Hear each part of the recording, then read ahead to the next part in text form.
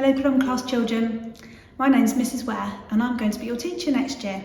It's really lovely to meet you. Now I have a book here that I'm going to read you. It's called The Tiger Who Came to Tea and it's one of my favourite books. It's a book that I read to my own children when they were your age and I love tigers, so that's what makes it one of my favourite books. Are you ready?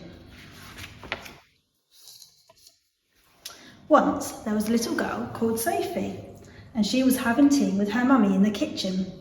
Suddenly there was a ring at the door. Sophie's mummy said, "I wonder who that can be.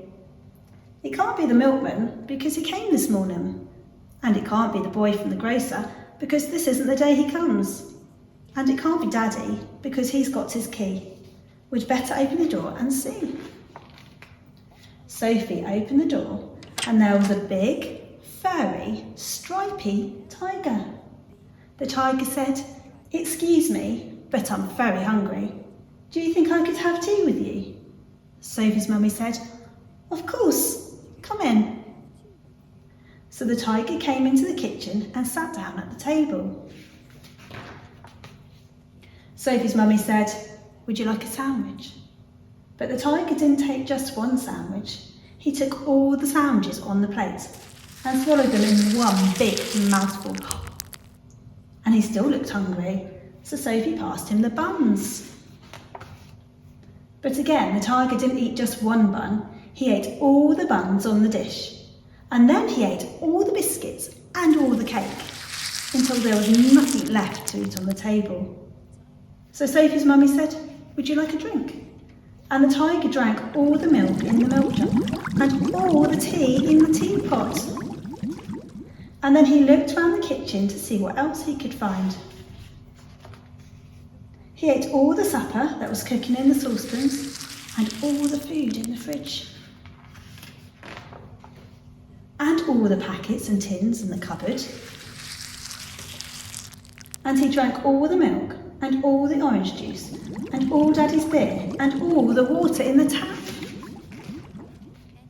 Then he said, "Thank you for my nice tea. I think I'd better go now." And he went. Sophie's mummy said, "I don't know what to do. I've got nothing for Daddy's supper. The tiger has eaten it all."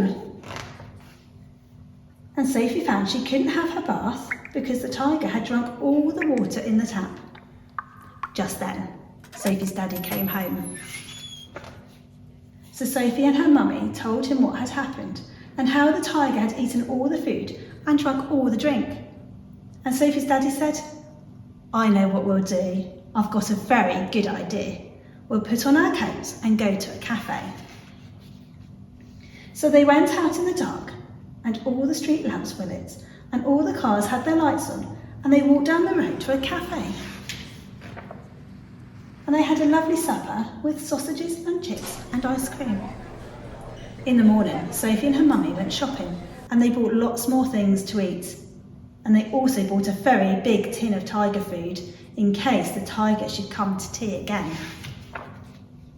But he never did. What a lovely story. I wonder, what would you give a tiger if he came to your house for tea?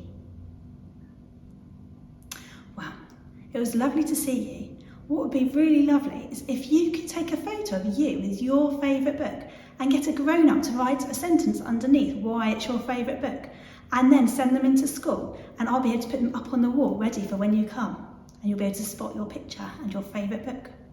That would be really lovely. See you soon. Bye.